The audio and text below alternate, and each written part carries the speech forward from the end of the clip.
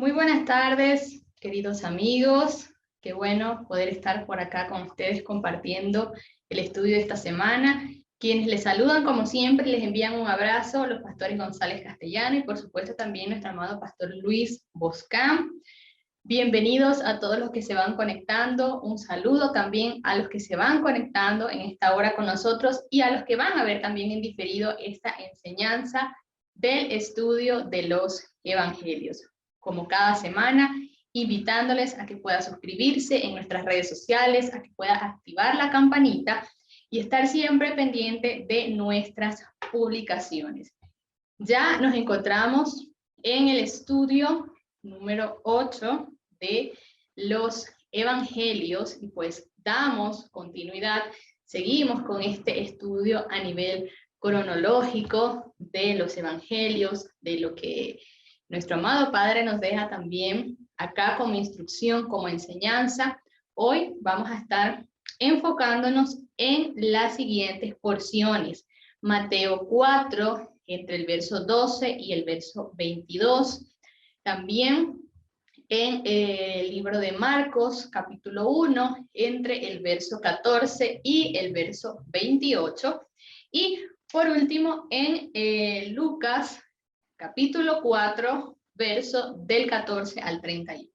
Estas son las porciones que vamos a estar estudiando en este día y a su vez, pues, como le hemos indicado que es un estudio a nivel cronológico, vamos a estar en un sentido pasando de un pasaje a otro. Así que también acá con la presentación usted puede ayudarse, puede guiarse y podemos ir en esta línea de estudio de los evangelios. Bien, dicho eso entonces, les invito a que pueda ubicarse con nosotros y vamos a empezar con las porciones de Mateo y Marcos, específicamente verso 12, Mateo y verso 14 del libro de Marcos.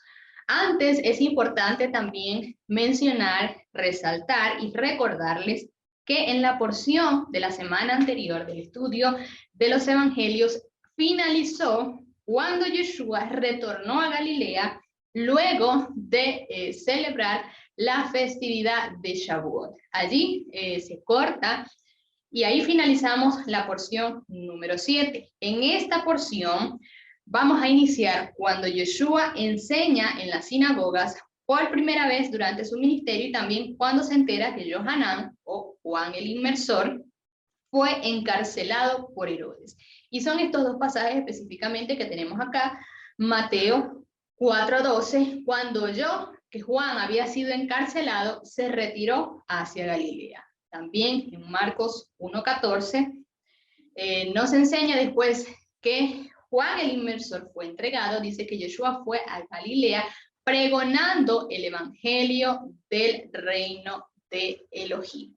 Esto es entonces este primer episodio cuando Yeshua principia su ministerio y nos corrobora entonces lo que les acabo de mencionar, ese retorno de Yeshua a Galilea luego de celebrar la festividad y comienza entonces a proclamar el reino, comienza a proclamar el evangelio. Y en las siguientes porciones, en los siguientes versículos, pues vamos a estar detallando más relacionado a este punto.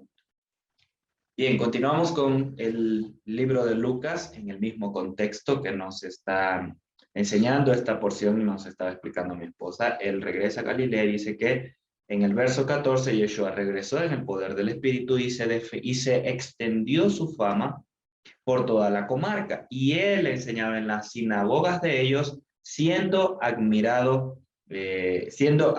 por todos. Entonces, ya estando en ese lugar, se da cada Shabbat la reunión donde se estudia la porción de la Torá, así como también de los profetas, la Haftará. Bien, en ese tiempo no estudiaban el pacto renovado porque no había sido compilado. Entonces, nosotros tomando o alineándonos a esa reforma que nació con Esdras, con el tiempo de la vuelta del pueblo de Babilonia a Jerusalén y Esdras como cabecilla estableciendo esta reforma para el estudio de la Torá, para sumergirse en la Torá, que luego se toma como referencia también para dividir la Haftará en las 54 porciones del año. Entonces nosotros estudiamos también los evangelios para siempre tener presente la vida de Yeshua, su ministerio, su trabajo, él como el Cordero Santo escogido y esa manifestación del poder del eterno Dios a través de él, con milagros, con sanidades, con revelación, con entendimiento, abriendo los ojos a muchos, abriendo oídos a otros. Entonces, de esa manera nosotros también estudiamos los evangelios para compartirlo de esa manera con ustedes, cada Shabbat, cada semana. Bien, cada semana. Y dice el verso 16, y fue a Nazaret, donde había sido criado. Esta ciudad era parte de, digámoslo, en un nivel mayor, provincia o estado, Galilea. Dentro de Galilea estaban varias ciudades, entre estas Nazaret. Y en el día Shabbat, o el día sábado, entró en la sinagoga y conforme a su costumbre, pues, se levantó a leer. Entonces nos lo dice claramente, conforme a su costumbre. No la costumbre de Yeshua, sino también la costumbre del pueblo de estudiar las porciones, de estudiar la parashá y la haftará. Y le fue entregado el rollo del profeta Isaías, y habiendo desarrollado el volumen, halló el lugar donde estaba escrito. ¿Cuál era el lugar? Isaías 61, lo vamos a ver también ya seguidamente. En esta oportunidad le tocó leer la parte de la haftará. En la costumbre de nuestro pueblo hay la oportunidad cada semana para que todos los miembros de la sinagoga, en este caso el contexto, ellos, ellos puedan leer una porción que corresponde a ese día o a esa semana. Se le da la oportunidad a varias personas para leer estas porciones, para centrarse, subir, perdón, al lugar, a esa bima, es un lugar más elevado donde se lee la Torah como tal. Y acá le tocó la oportunidad a Yeshua. Esto no fue de casualidad, sino obviamente todo dentro del tiempo del eterno Dios para que esto sucediese. Y el Espíritu, y leyó entonces, el Espíritu del Señor está sobre mí porque me ungió para evangelizar a los pobres, me ha enviado a proclamar libertad a los cautivos y restauración de vista a los ciegos, y enviar en libertad a los oprimidos, a proclamar el año favorable del Señor. Y aquí, en el versículo 18 y 19, vemos que él lee el libro de Isaías, capítulo 61, verso 1, y la mitad del verso 2, lee aquí Yeshua. Bien, dice, y habiendo envuelto el rollo, lo devolvió al asistente y se sentó, y los ojos de todas en la sinagoga estaban fijos en él. Es decir, estaban mirándolo fijamente, estaban centrados en él luego de que él lee esta parte. Ahora, explico sobre esta parte. ¿Por qué le estaban mirando fijamente? Bien, hay dos razones, o hay dos posibles razones. Una es que en la costumbre del pueblo, según la ley judía o farisaica o que se estableció para las generaciones, cada vez que alguien subía a leer una porción en esa semana, tenía que leer 3 versículos seguidos, o menos una sección, una porción completa, o un versículo completo, aunque no estaban establecidos aún en ese tiempo la división de los versículos, tenía que leer una sección completa, una porción completa, un contexto completo, o un episodio completo, por decirlo así. Bien, pero él solo leyó el verso 1 y la mitad del verso 2 y se sentó, no terminó de leer el verso 2, que lo encontramos nosotros en la palabra. Y la otra es que la otra explicación del por qué se quedaron mirando es porque esta porción como tal no les era permitido leer porque esto hablaba directamente del Mesías o se refería al Mesías, y como ninguno de ellos lo era, entonces lo omitían porque se lee en primera persona, o esa palabra profética está en primera persona referido al Mesías, al que proclama la libertad a los cautivos, la restauración de vista a los ciegos, a libertad a los oprimidos. Ninguno de ellos hacía cosas como estas. Entonces, esto lo omitían y avanzaban en los siguientes versículos cuando pasaba, digamos, el contexto o el episodio o la referencia a primera persona. Entonces, en el libro de Isaías, esto es una de las explicaciones por qué todos se quedaron fijos en él. Bien, y dice que comenzó a decirles, hoy se ha cumplido esta escritura en vuestros oídos o delante de vosotros. Ahora, ¿por qué Yeshua dice esto? Entendiendo el por qué Yeshua dice esto, en el verso 2 del libro de Isaías, dice, a promulgar el año favorable del Señor o de la gracia del Señor y el día de la venganza de nuestro Elohim y a consolar a todos los que lloran. Entonces, tomando en cuenta el versículo 2 del capítulo de Isaías, él dice el año favorable al Señor y el día de la venganza de nuestro Dios. Entonces, ¿y por qué Yeshua se quedó en decir a proclamar el año favorable del Señor? Porque él tenía que cumplir en esa parte del versículo como ese Mesías sufriente, o como esa figura del hijo de José, ese Yeshua sufriente, Mesías sufriente, que tenía que padecer como ese Cordero Santo en el madero. Y esto iba a ser casi que un año después, porque acabamos de ver el contexto. Él regresa a Galilea después de la fiesta de Shavuot. Él va a morir casi en el siguiente año, recuerden, en la festividad de Pesach, y se esperó esos 50 días, o se esperaron esos 50 días para que el Espíritu viniese sobre los discípulos, sobre sus seguidores. Entonces, estando aquí, él habla del año favorable del Señor porque aún no vino como el día de la venganza del eterno Dios, o como el rey que va a regir a las naciones con vara de hierro. Entonces él solo se queda en este versículo porque de esta manera así se manifiesta, para proclamar libertad a los cautivos, restauración de vista a los ciegos, libertad a los oprimidos, a ese año favorable. Además de que esto es una declaración profética de todo ese año de ministerio que Yeshua va a realizar, derramando su gracia, su misericordia y trayendo todas estas manifestaciones sobre la restauración del pueblo, sobre la sanidad, para la sanidad de esos oprimidos. Bien, y avanzamos, y si todos daban testimonio de él y se maravillan de las palabras de gracia que salían de su boca.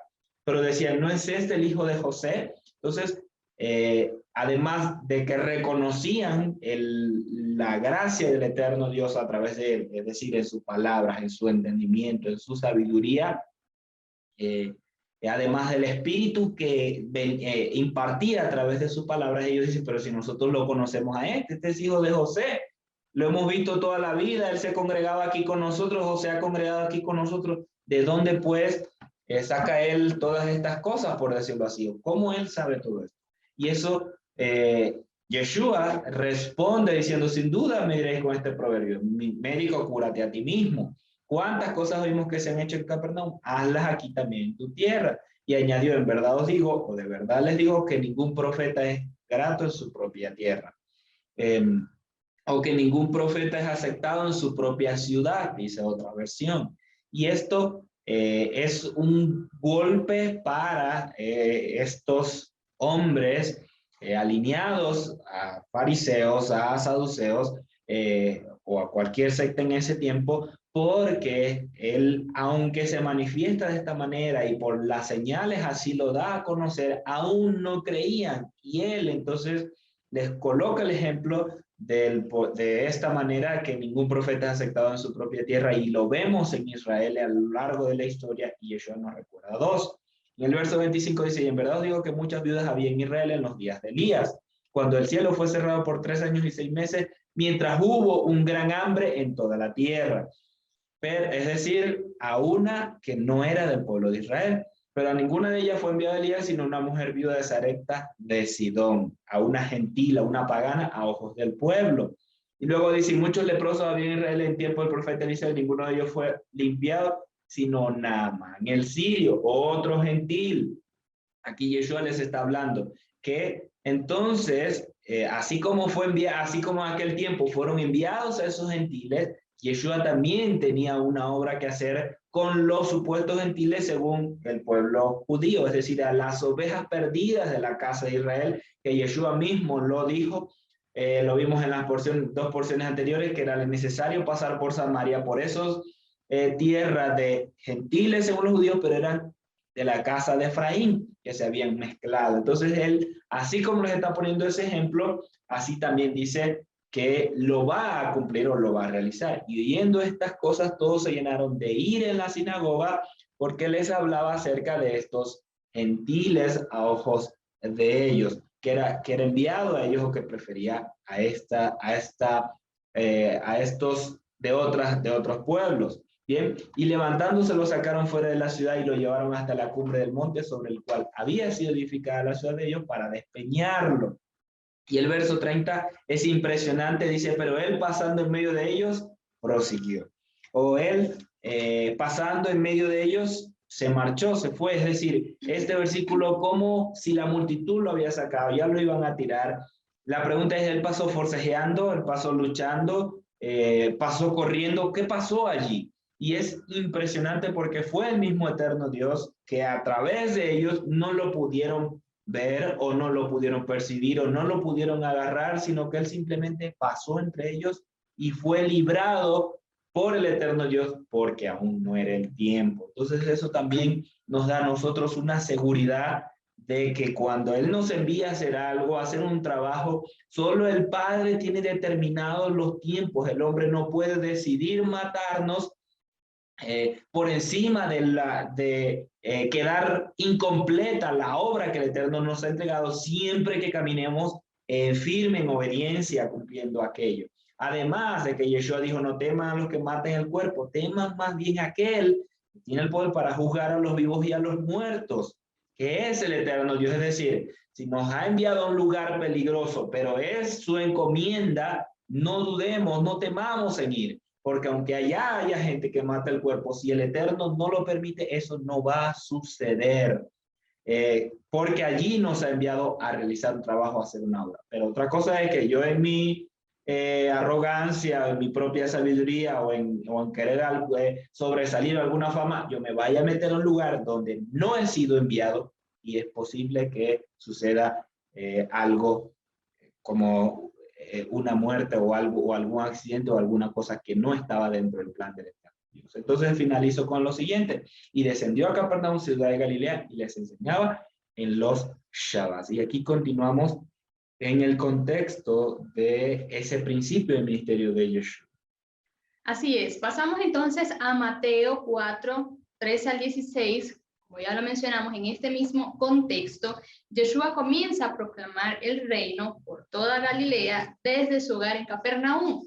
Y comienza diciendo el verso 13, dejando Nazaret, habitó en Capernaum, la de junto al mar, en los confines de Zabulón y de Neftalí, para que se cumpliera lo dicho por el profeta Isaías cuando dijo tierra de Zabulón, tierra de Neftalí, camino del mar más allá del Jordán, Galilea de los gentiles. Y dice que el verso 16, el pueblo asentado en tinieblas vio gran luz, y los asentados en región sombra de muerte, una luz les amaneció.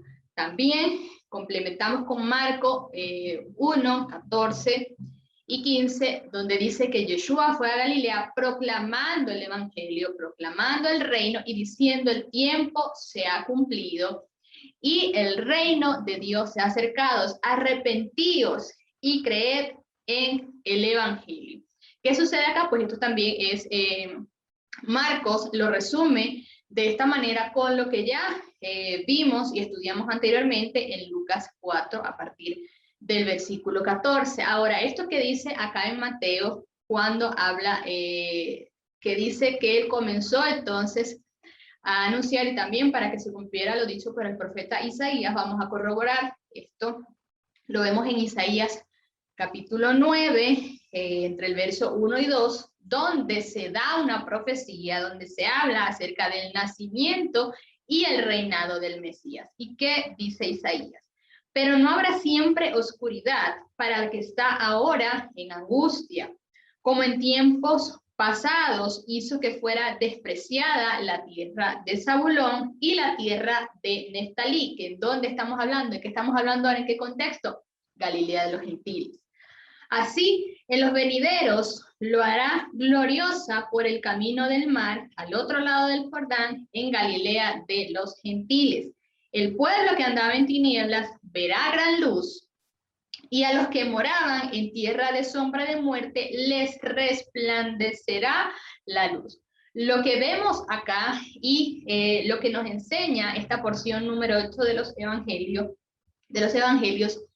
es también, y nos habla de esto que enseña Isaías, de esta profecía de Isaías, que ahora se está cumpliendo en Yeshua, tal como se profetizó, tal como se proclamó en ese tiempo. Vemos a Yeshua entonces llevando salvación, llevando esa luz, tal como lo vemos también entre Isaías y entre Mateo. En ese lugar entonces estaba cumpliéndose esa palabra, estaba cumpliéndose esa profecía. Y también, ¿cómo vemos el cumplimiento de esto? Pues Jesús dijo, yo soy la luz, mi palabra es la luz.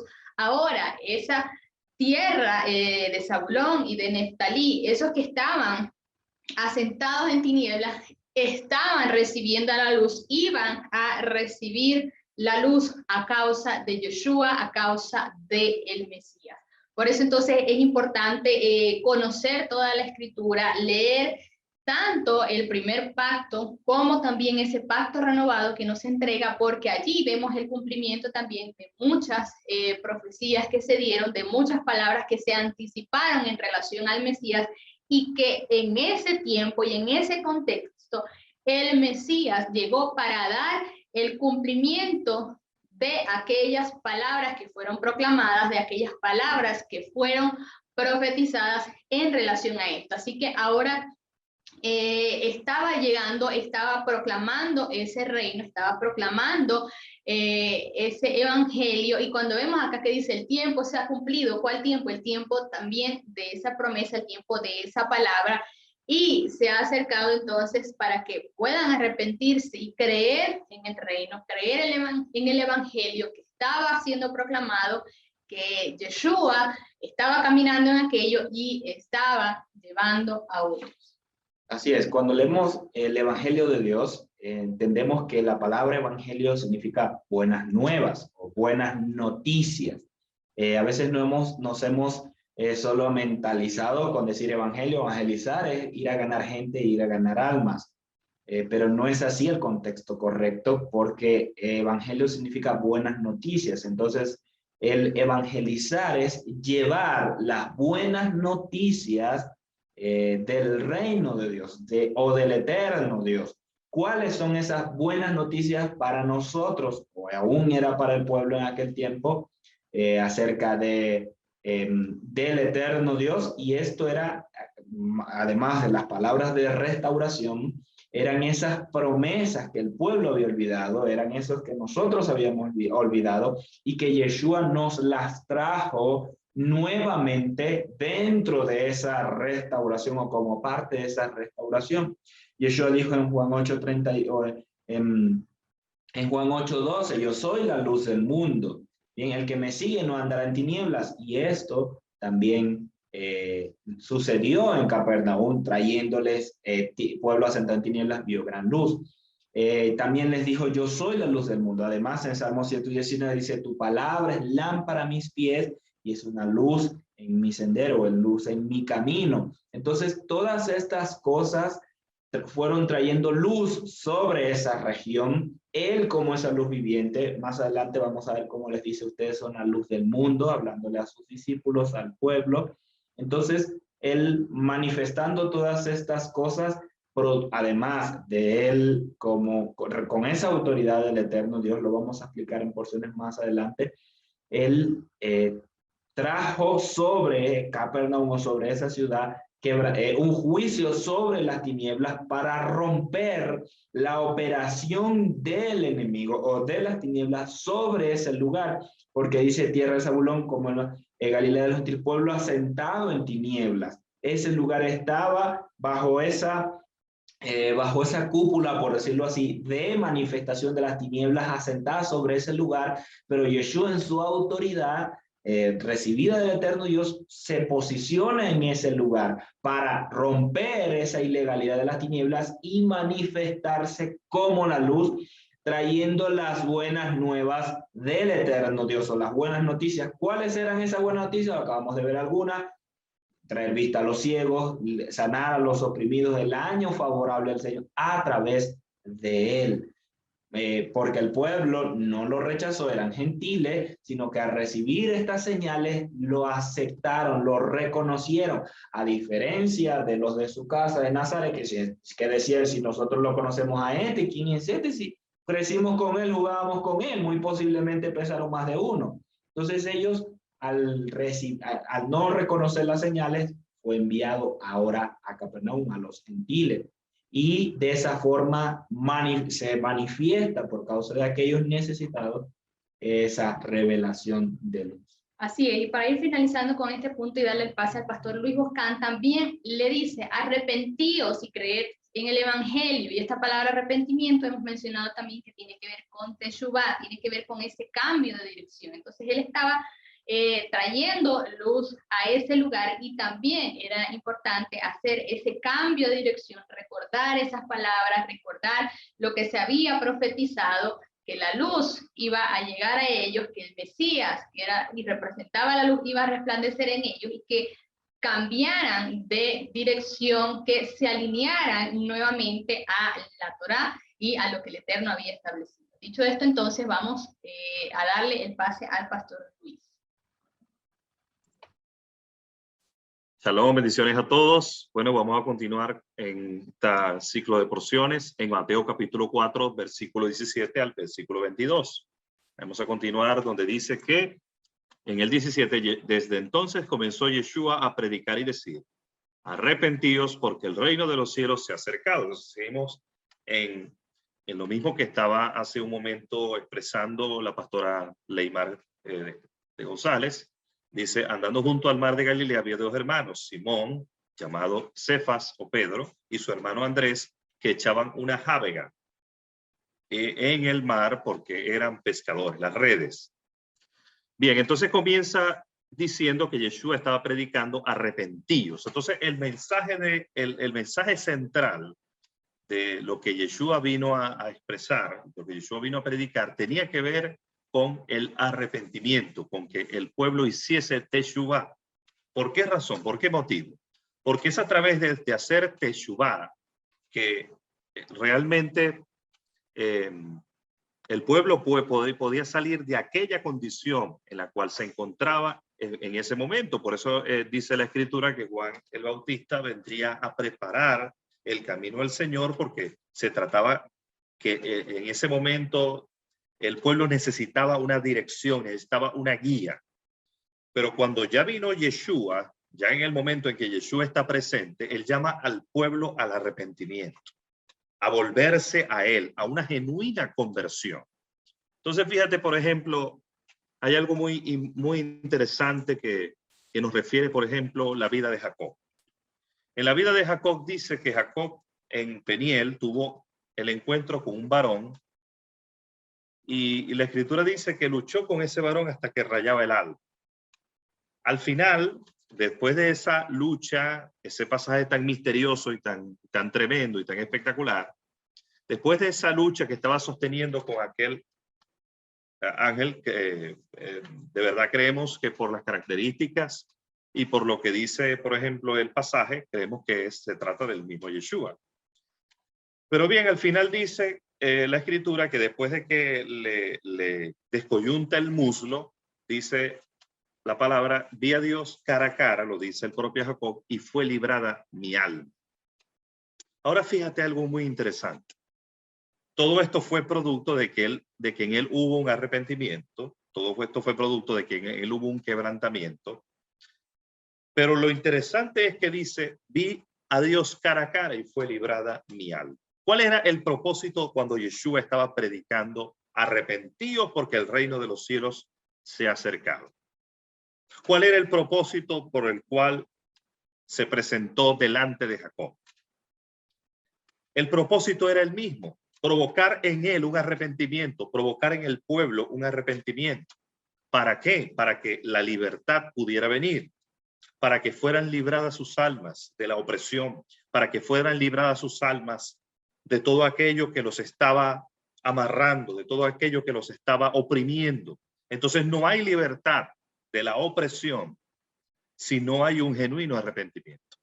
Y ese es el problema que tenemos hoy, el día de hoy. El problema que tenemos el día de hoy es que se predica un mensaje ausente de arrepentimiento. Cuando se predica un mensaje ausente de arrepentimiento, es un mensaje vacío, porque se está predicando la palabra a partir de principios que supuestamente son principios que le van a servir a la gente para ser mejor. Pero nadie puede ser mejor a menos que experimente un arrepentimiento, porque el arrepentimiento te lleva a una conversión. La conversión es el dar vueltas. La conversión, específicamente hablando, tiene que ver cuando uno gira, el girar. Entonces, un genuino arrepentimiento es vital para que nuestras almas puedan ser libradas del imperio de la muerte al reino de su amado Hijo. Entonces Dios nos cambia todo, nos da una nueva identidad. El Padre Eterno nos introduce en su herencia, en su reino, en su propósito, en su voluntad, en la puerta que Él ha abierto para nosotros, en todo lo que Él ha preparado desde antes de la fundación del mundo. Pero eso no es posible porque la llave, eso no es posible entrar si no hay arrepentimiento, porque la llave es hacer techubá, es el arrepentimiento. Por eso que cuando Yeshua empieza a hablar y dice arrepentíos, lo que les está diciendo es que el arrepentimiento es la llave para introducirse en el reino. O sea, si no hay arrepentimiento, el reino está en medio de ellos, pero ellos no lo ven. El reino está en medio de ellos, pero ellos no tienen discernimiento, no lo pueden ver. Por eso es que por la falta de arrepentimiento es que Él, cuando está enseñando y ellos le piden una señal, Él les dice, no les será dada la señal, sino la señal del profeta Jonás. ¿Saben por qué razón? Y también le decían, cuando Él hablaba del reino de Dios, ellos le preguntaban que dónde estaba el reino. Él decía, el reino de Dios no vendrá con advertencia, no dirán él aquí o él allí, porque el reino de Dios está entre ustedes. Lo que pasa es que por la falta de arrepentimiento de algunos, no de todos, algunos no lo podían ver. ¿Por qué la hija de Jairo lo pudo ver? Por la humildad. ¿Por qué la mujer del flujo de sangre lo pudo ver? Por la humildad. ¿Por qué el centurión y el siervo del centurión lo pudo ver? Por la humildad. ¿Por qué todos esos hombres que recibieron sanidades, milagros, señales, maravillas y prodigios pudieron ver el reino de Dios manifestado en sus vidas? Por la humildad. Porque Él escondió estas cosas de los sabios entendidos y las reveló a los niños, porque a Él le agradó así. Y hoy en día sigue siendo así. La revelación está reservada para aquellos que se arrepienten, para aquellos que se convierten, para aquellos que vuelven su rostro y se rinden de corazón.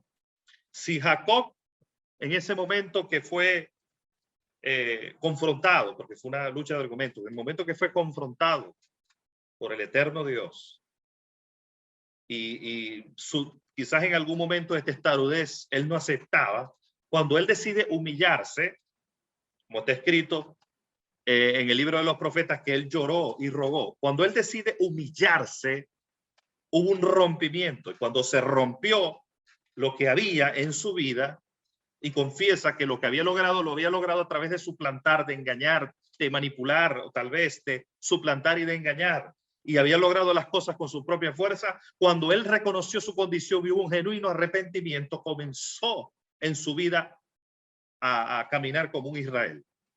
Entonces, ¿a qué llamaba Yeshua cuando decía arrepentidos porque el reino de los cielos es cercano? A que la gente abandonara sus malos caminos y se volviera a él de todo corazón, para ser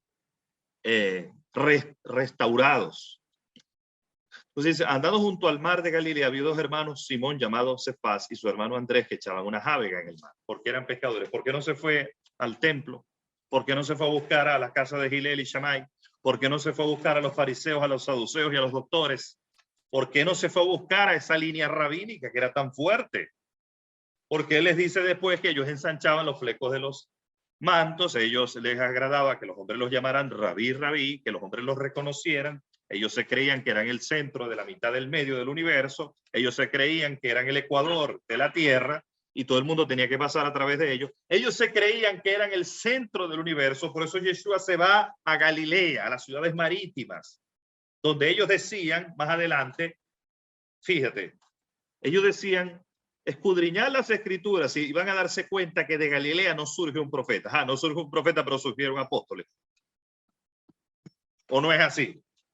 Escudriñan y vean que de Galilea jamás se ha levantado profeta. Y de ahí, de lo vil y lo menospreciado, de lo que no es, levantó él apóstoles para deshacer lo que es, a fin de que nadie se jacte en su presencia. ¿De dónde surge Pedro? ¿De dónde surge Andrés? Nada más y nada menos que del lugar que ellos decían que no podría surgir ningún profeta. Los apóstoles, Andrés y Pedro, surgieron de lo vil y lo menospreciado, de lo que no es, para deshacer lo que es, para que nadie se jacte en su presencia. Ellos vienen de Galilea, la que llamaban Galilea de los gentiles, el pueblo asentado en tinieblas, como decía la pastora Leymar Castellano. Ellos, como está escrito, el pueblo asentado en tinieblas vio gran luz, y los que moraban en sombra de muerte, luz les resplandeció.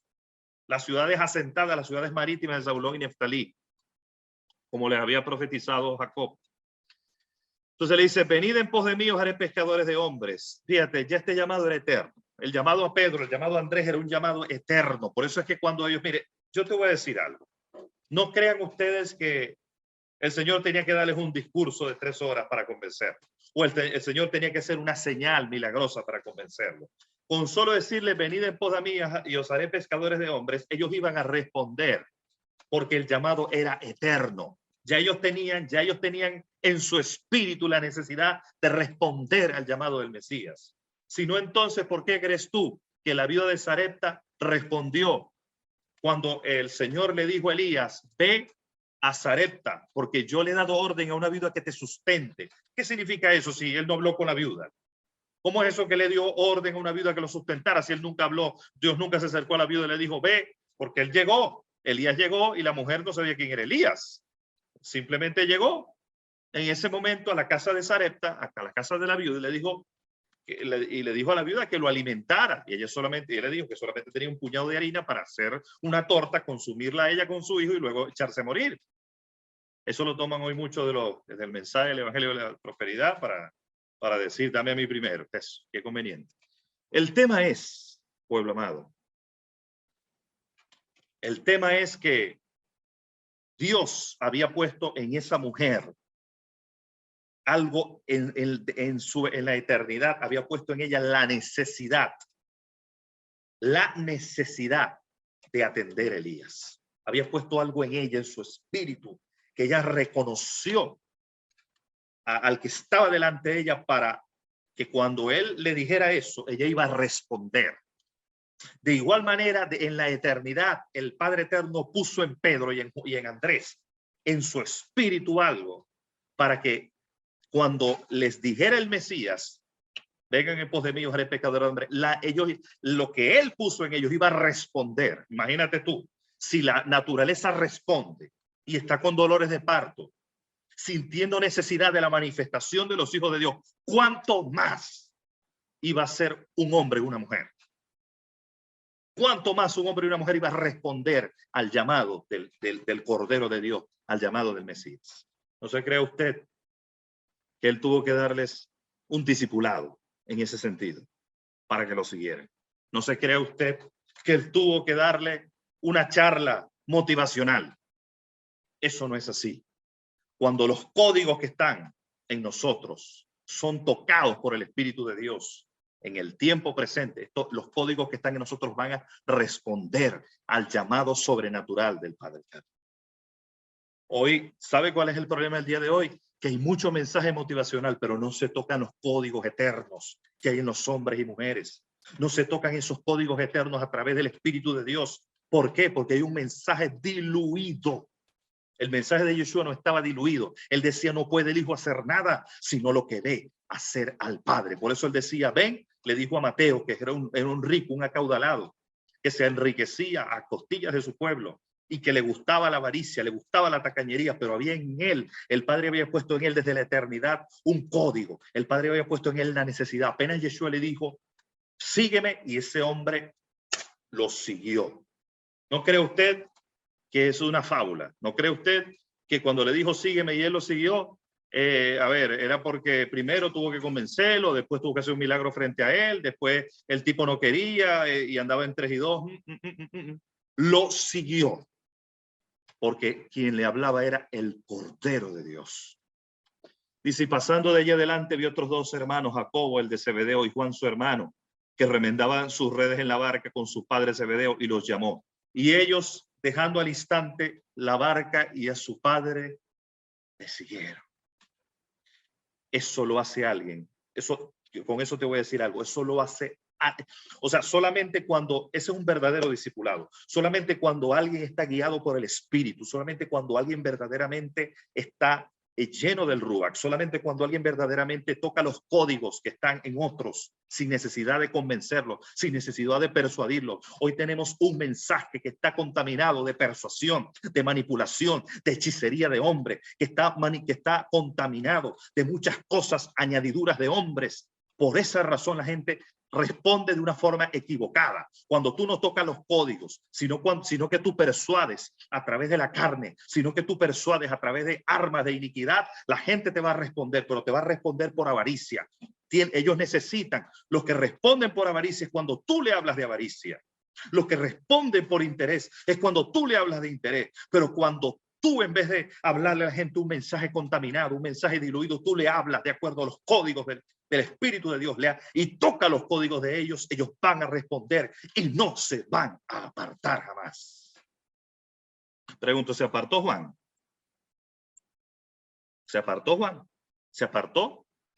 No. Te voy a decir algo. Aquí se habla del llamado de Mateo, por ejemplo en Mateo. Se habla del llamado, Mateo Leví, se habla del llamado de Jacobo. De una forma especial. Claro, en otro pasaje de las Escrituras dice que él, después de orar toda la noche, escogió a los 12. Entre ellos estaba Judas, el Iscariote. No Judas, el que llaman Judas Tadeo, sino Judas el Iscariote. Fue escogido por el Señor. Pero de forma especial se narra este llamado. Pero no se narra de esta forma especial el llamado de Judas. De Judas solo dice que cuando él bajó, los tomó, pero no se dice de qué manera, pero aquí se resalta la manera en que él escogió a estos hermanos. ¿Por qué? Porque te está hablando de la forma especial en que él los llamó. Su espíritu respondió al llamado. Mire, yo creo en esa forma de enseñar y de predicar. A ver, de repente hay gente que le gusta montarse en un bus. A mí, yo lo hacía. Me montaba en buses, predicaba desde ahí. A veces me iba a las universidades, y predicaba en las universidades. Me iba a donde sea, me iba. Yo llegué a visitar lo que fuera. Hice cosas de montarme en buses, de ir para acá, de ir para allá, en las plazas ahí predicando. Pero fíjate que hay algo extraordinario, y es cuando uno sabe que puede tocar a una persona y que en ella, ese es un evangelio profético. Cuando uno le habla a una persona específicamente, uno sabe que esa persona tiene, digamos, no es cuando uno le echa las perlas a los cerdos, es decir, no es cuando uno predica sobre personas que van a pisotear lo que uno les va a decir, sino que realmente hay personas sobre las cuales va a caer la semilla y van a escuchar el mensaje. Entonces, ese es un evangelio o una predicación del mensaje a nivel profético, a nivel no que tú de repente a ti se te ocurre y salgas a la calle y al que veas, primero que veas. Eso mucha gente lo practica de esa manera. Pero cuán asertivos somos cuando verdaderamente escuchamos al Padre. Porque la Escritura dice que Pablo no fue a predicar, por ejemplo, el Espíritu, cuando él se propuso de corazón predicar en Asia, el Espíritu Santo le prohibió predicar la palabra en Asia. Dice la Escritura que quiso pasar a Bitinia, pero el Espíritu no se los permitió. Entonces dice la Escritura que hubo una visión y un varón macedonio le dijo, ven, pasa y ayúdanos. Y ahí es cuando él entendió que lo estaban llamando a predicar en Macedonia.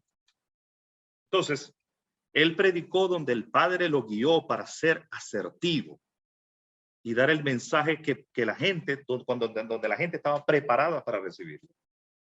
Bueno, dice, continuando con la porción de Marcos capítulo 1, el 16 al 28, cuando dice que Yeshua llama a 4 pescadores, dice, pasando junto al mar de Galilea, vio a Simón y Andrés. Es un pasaje similar al que estábamos leyendo hace un momento, hermano de Simón, echando una javega en el mar porque eran pescadores. Yeshua le dijo, venid en pos de mí y os haré pescadores de hombres. De inmediato, dejando las redes, lo siguieron.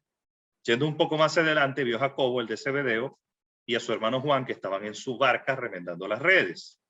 Enseguida los llamó y dejando a su padre Zebedeo en la barca con los jornaleros, le siguieron.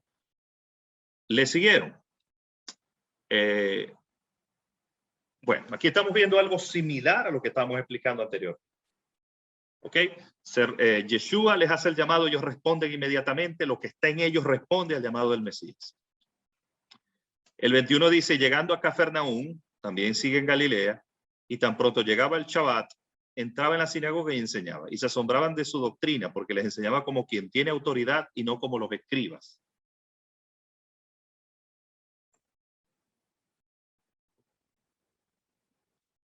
¿Okay? Y en aquel momento estaba en la sinagoga de ellos un hombre con un espíritu inmundo y chilló, diciendo, ¿qué tenemos que ver contigo, Yeshua Nazareno? ¿Viniste a destruirnos? Sé quién eres, el Santo de Dios. Pero Yeshua le ordenó diciendo, enmudece y sal de él. Y el espíritu inmundo, convulsionándolo y gritando a gran voz, salió de él, y todos se maravillaban y discutían entre sí diciendo, ¿qué es esto? Una nueva doctrina autoritativa. Aún los espíritus mandan y les obedecen. ¿Por qué? Porque se creía en ese momento que solamente los rabinos tenían esa autoridad para echar fuera demonios. No la tenía cualquiera dentro del pueblo. Solamente ellos podían, esa palabrita, exorcizar o echar fuera el espíritu inmundo. Por eso que otro lo hiciera en ese momento, que no fuera de la línea esa, era difícil de creer para ellos. Dice, y enseguida la noticia respecto a él corrió por todas partes en la región circundante de Galilea. Entonces, ¿qué nos enseña estos pasajes que estamos leyendo? Verdaderamente, el mensaje hoy en día, no, porque no es una enseñanza que está remitida solamente para aquel entonces. Hoy en día, el mensaje más importante que podemos escuchar es el mensaje del arrepentimiento, porque significa una reforma, significa una transformación, significa pasar de muerte a vida, significa vivir una verdadera transformación, significa vivir una verdadera metamorfosis, pasar de muerte a vida, hasta ser trasladado del imperio de la muerte al reino de su amado Hijo. Como dijo Jacob, vi a Dios cara a cara y fue librada mi alma. Entonces, todos aquellos que aceptaron el llamado de arrepentimiento de Yeshua, le vieron cara a cara y sus almas fueron libradas. Así que les bendigo a todos en el nombre de Yeshua. Yo proclamo en este día que toda persona que ha estado confundida, ha estado atada, el enemigo lo ha tenido atado, oprimido. Yo proclamo que este será un tiempo en tu vida, primero de arrepentimiento, pero también de libertad.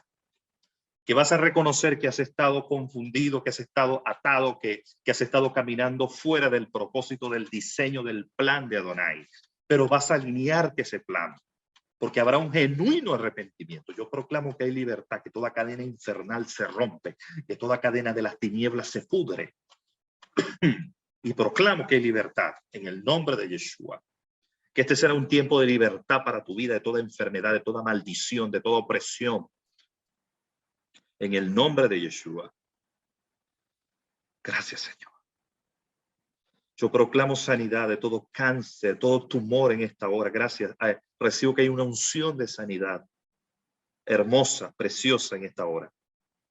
Recibe esa unción de sanidad. Pon tus manos sobre la pantalla. Recibo que hay una, gracias Espíritu Santo, hay una unción hermosa para sanidad de enfermedades como el cáncer. Así que yo no sé si eres tú, tienes un familiar, pero recibo que hay una unción preciosa para sanidades, para enfermedades de tumores malignos y enfermedades de ese tipo. Lo proclamo en el nombre de Yeshua. Sanidad ahora mismo de todo quiste. En el nombre de Yeshua. Gracias, Señor. Gracias, Espíritu Santo. Hay una unción hermosa, hermosísima, de sanidad de ese tipo de enfermedades. Gracias, Espíritu Santo. Gracias, gracias. Muchísimas gracias, muchísimas gracias. Muchísimas gracias, Señor. Muchísimas gracias. Él se llevó toda enfermedad en el madero. Ahí Él llevó toda enfermedad. Tú simplemente pon tus manos y vas a ver que algo hermoso, algo precioso va a suceder en tu cuerpo. Simplemente simplemente ten fe en Él, no en mí directamente, sino en Yeshua. Ya Él hizo la obra en el madero hace 2000 años atrás. Ya Él llevó a cabo la obra. Por eso la gloria es suya. Gracias, Señor. Gracias. Hay algo tan hermoso en esta hora que de verdad que me cuesta cortar. Pero es una unción. Padre está sanando enfermedades en esta hora. Gracias, Padre eterno. Muchísimas gracias. Enfermedades en el cuerpo, enfermedades. Gracias, Señor. Gracias. En los órganos. Gracias, Espíritu de Dios. Está limpiando los cuerpos en esta hora. Glorifica a Dios por tu sanidad. Dale gracias a Dios en esta hora. Ten fe. Vamos, no dudes. Ten fe en que Él está haciendo la obra. Amén. Y amén. Pastor González. Gracias, Señor. Gracias, Yeshua, porque no solo lo hiciste en aquel tiempo sobre aquella ciudad, sino que también a través de tu Espíritu, Señor, a través de tu presencia, de tu manifestación, bendito Dios, aún a través de las redes, aún a través de esta enseñanza, aún extendiéndose sobre otros países fuera de este lugar, de Venezuela, de Ecuador, donde estamos nosotros hoy. Esa luz se manifiesta, Yeshua te manifiestas así como te manifestaste en tierra de Zabulón, tierra de Neftalí, pueblo asentado en tinieblas, que estaban oprimidos en enfermedades, así también te manifiestas, Señor, sobre cada una.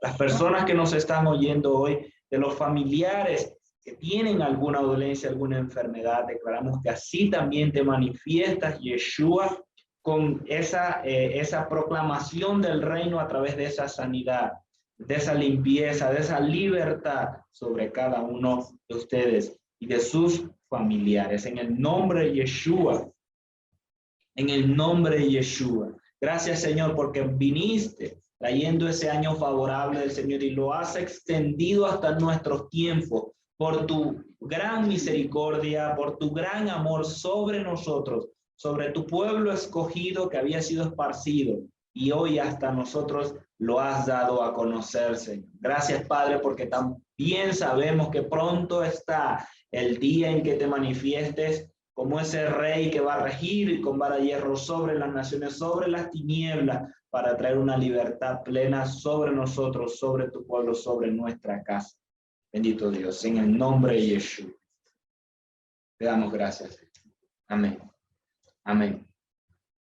Bien, damos por finalizada esta enseñanza creyendo en que no estamos haciendo un recuento, no estamos conociendo a alguien solamente por estudiarlo para adquirir un conocimiento, para adquirir letra, para adquirir intelecto, sino para conocer, para tener un encuentro con el Espíritu del Eterno Dios a través de Yeshua, de su obra, de su manifestación, de conocer al Yeshua de los milagros, al Señor el Adón de los milagros, de la libertad, de aquel que se manifestó como el Mesías, y como nos dijo la palabra de hoy, para conocer ese año agradable del Señor a través de toda su manifestación. Él como el Adón, Él como Elohim, sobre la tierra, que estuvo, que ascendió, pero que volverá nuevamente, y anhelamos y esperamos su venida.